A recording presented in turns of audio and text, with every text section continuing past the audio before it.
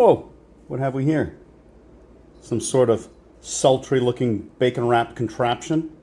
Whoa. Next to it here, look at this. We've got a poblano pepper. It's stuffed with cheese, chorizo sausage. It's wrapped in bacon and smoked. These are my smoked Porkblanos. They're an absolute delight, so come along for the ride.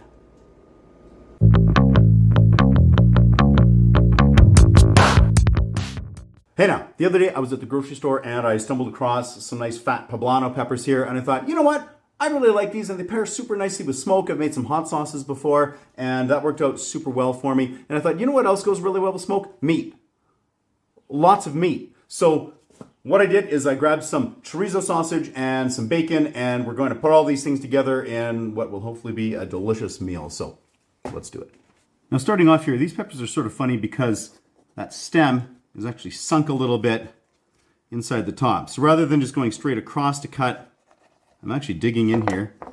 Pop these out just like that. And then taking a peek at the inside, there isn't actually much by way of pith or whatever going all the way down.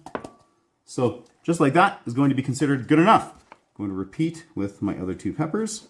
There we are. This honestly felt a little bit like cutting pumpkins for jack-o'-lanterns, but here we go. Step one complete. Now I also have these chorizo sausages that I picked up here. I've got 5 of these ones. And what I want to do with this is slice them open. We're going to get rid of that casing. And now I want to get them into the pepper here. Now, my thought here is that I'm just going to use this just like a fondue fork that has a decent size end on it there. And I'm going to use that to push some of this initial sausage deeper into this, just because we do have these narrow tips on the pepper. And I do want to try to pack this nicely. So I have that right around a third of the way packed. I'm going to do the same here with my other two. Now you might be wondering why I only went about a third of the way up in each of these here. And that's because I realized I also like cheese and smoked cheese. So let's get some of that in there too. Now what I did is just grated some marble cheese that I had kicking around. Why marble? Well, it's because I had it kicking around. And I'm going to take this and I'm going to get some of that in there. Not a ton of it at the moment. And I did grate it because that's going to allow me to hopefully form it in there just a little bit better and create a nice little layer of that cheese. I'm also actually at the point here where, I mean, I don't have massive hands or long fingers, but that's working to actually start to pack it a little bit. We have a layer like this. Let's repeat. Right, all 3 of these are cheesed up. Let's return to the meat. So we'll get some more of this sausage. Just pack that in. Just taking care not to try to split the pepper or anything like that. So now we've gone up to about 2/3 of the way here. Lovely. Okay, a little bit more cheese. So again, a similar amount. Now I don't want to go all the way to the top because I need to leave room for more meat. So that'll be good right there. Now with the second layer of cheese in there, it's time to get meaty. Going to wind up using more sausage than that second sausage step because I am wanting to get it right up to the top. And essentially just more than flush at the top. You can see there like that. And it is important to make sure that we have everything packed nice and tightly here, just so that it's not tempted to try to crumble or anything like that. We do want it to cook all together. So there we are, taking a look at those. You can see here that we've got them all just kind of heaping. And we know that that sausage is going to sort of lose a little bit of volume as it cooks. So hopefully that'll be perfect. Like we said, we want bacon. So I have bacon right here. This is actually thicker cut bacon than I typically use for bacon wrapping items. However, because this is a thicker item that I'm going to be smoking than my jalapeno poppers or even my jalapeno hot poppers, I'm fine using this thicker bacon because the cook time could very well be a little bit longer. That doesn't bother me at all. Now before I actually go to wrap, I have this up at just room temperature here, and that allows me to give it just a little bit of a stretch and get a little bit more real estate out of this bacon. So I'm just going to actually set this on its sausage face. And I'm going to begin wrapping, just starting at the tip right here. And as I come around, I am going to have it overlapping the previous layer just a little bit. And that will hopefully help prevent any sort of like bare, unbaconed pieces.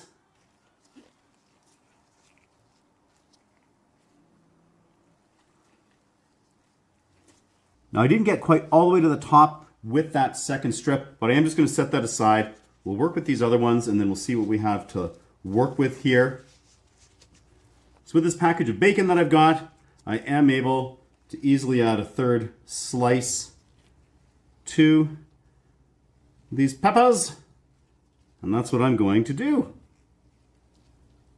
And once it's on there, you can slide it around, just adjust a little bit if you need to. Just like that.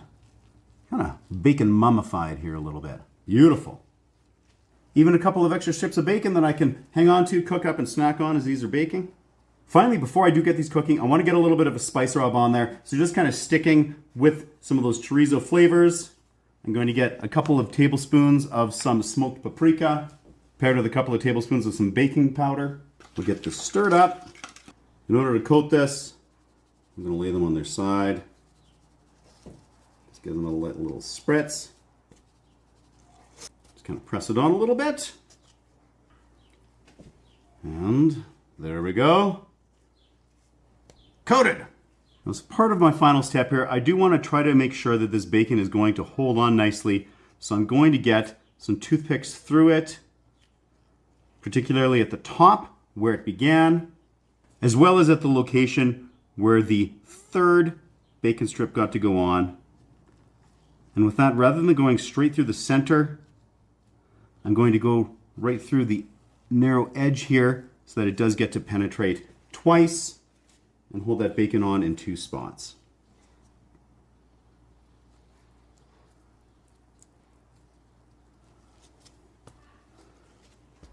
And now we are ready for the smoker.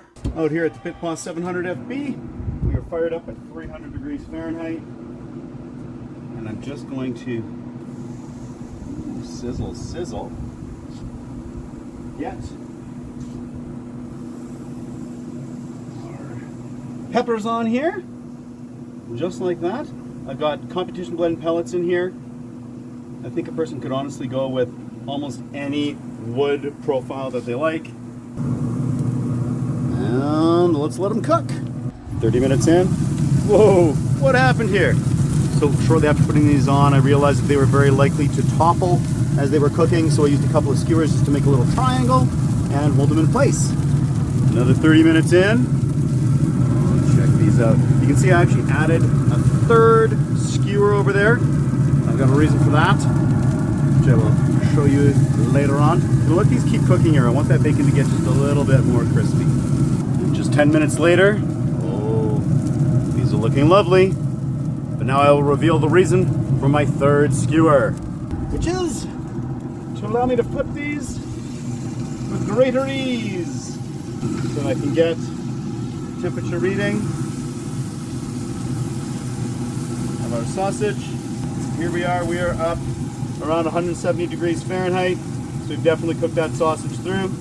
Beautiful.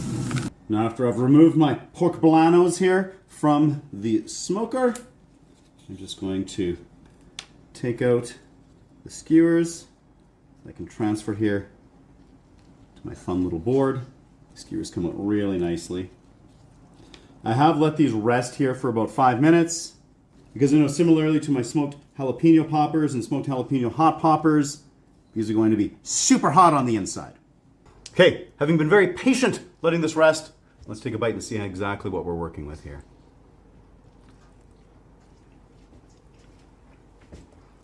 Look how that worked. It's beautiful. I will mention that there is some dripping coming out of the bottom of this pepper here now that I've bitten into it, so this is something to be eaten over a plate. But as far as the actual flavor of this, oh, I'm actually going to cheat and slice down some of that cheese. There you can see, we've got some of that cheese oozing there on the side. It's beautiful.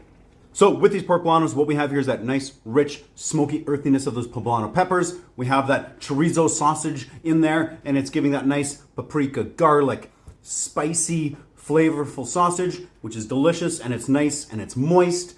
And by having these upside down, not only did we get a nice sear on that edge, but it did help some of that fat just to be able to drain out as it was cooking, so we weren't left with a greasy mess with all that sausage in there.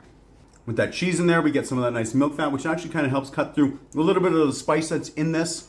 And of course, that bacon on the outside, always an absolute delight. Sheltered everything, protected that pepper so it didn't blacken up too much, and just gives us that nice, rich, bacony goodness, which I love so much. Running through the entire Porkblano is that nice, rich smoke that we got out of that pellet smoker, and I couldn't be happier with this. Oh, actually, maybe I could. And that would be to be pairing this with some nice homemade French fries drenched in peri-peri sauce. So there you have it, a fun little amalgamation of those Poblano peppers, the chorizo sausage, the bacon, into my fun little smoked Porkblanos. This is a great, fun project to do. It can also be easily adapted for other flavor profiles. So if you do play around with this and try something different, please let me know what you did. Or if you try this one, how did you like it? But regardless of what you do, till next time, keep Route 11.